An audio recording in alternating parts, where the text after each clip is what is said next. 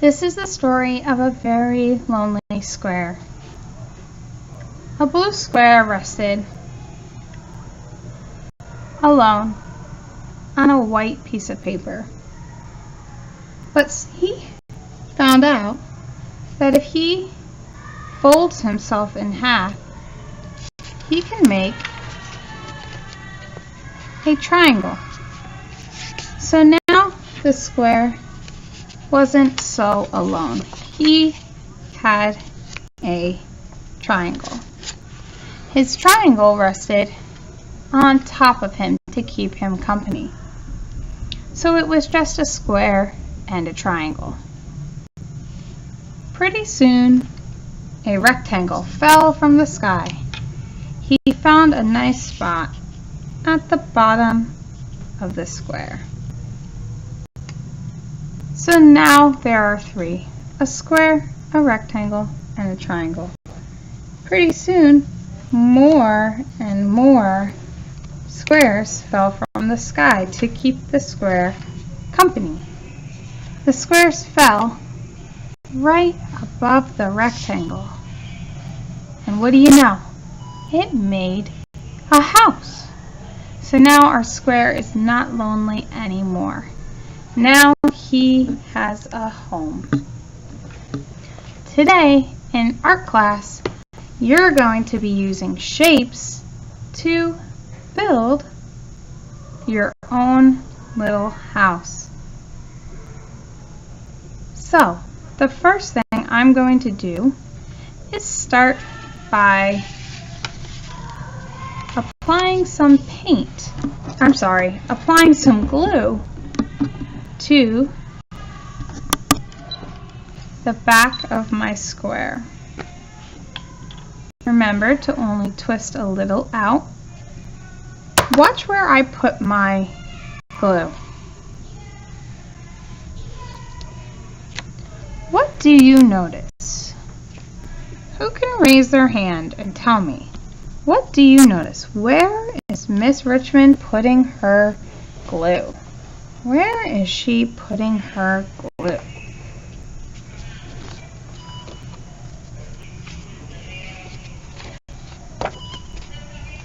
Wonderful. She put her glue along the sides, along the outside edge of her paper. She then glued it down to her white background. Watch me again. I'm going to take my triangle and I'm going to apply some glue along the outside edge of my triangle. You can see there's a little bit of glue along the outside edge. Now I'm going to flip it over so my glue is touching my paper. I'm going to put that triangle just slightly over top my blue square to give my house a roof. Now I'm going to add a door. I think I'm going to use a brown door this time. It could be any color you want. Miss Richmond cut up a lot of colors so you can pick and choose what you want to use. But if somebody is using the color you wanted to use, don't get upset. There's plenty of paper to go around. Just pick a different color. So I put my door in the middle of my blue square. I think I might even put a window in the middle of my door. It's up to you. It's your house. I'm going to add a little bit of glue, just a little dot of glue. And I'm going to put it right in the middle, top of the door. I'm not done yet though. I still want to add some windows to the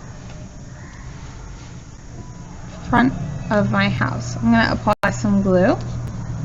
Put a window.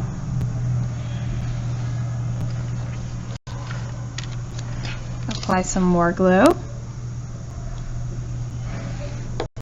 Put another window. Now I'm all done. That didn't take too long. So what I'm going to do with the rest of the time I have is I'm going to start adding details to my house. Maybe my window has some frames in it. I'm going to use a pencil and I'm going to start decorating my house.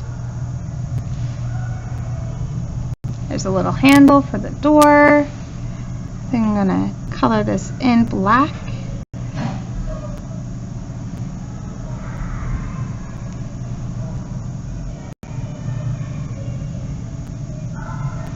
I'm going to put some window frames on my windows here.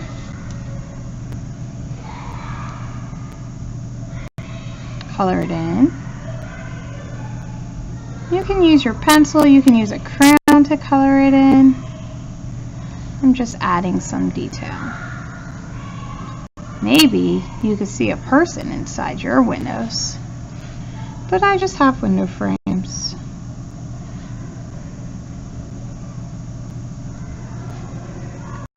Notice how I'm taking my time. I am not rushing to finish. There's never any rush in our class to finish. Maybe you want to add some details like curtains. I'm going to throw some curtains behind my window.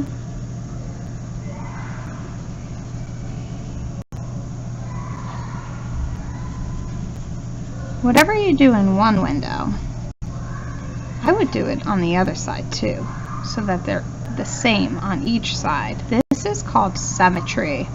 It is a big word, but you'll get to learn all kinds of big words this school year. Symmetry is when two things are the same on each side. So I have symmetry in my house. I have a window on the left and a window on the right. Inside both of my windows are some blue curtains. Now that I'm all done decorating my house, I'm going to start cutting it out. So anywhere you see white paper, you're going to cut it out, leaving just the shape of your house.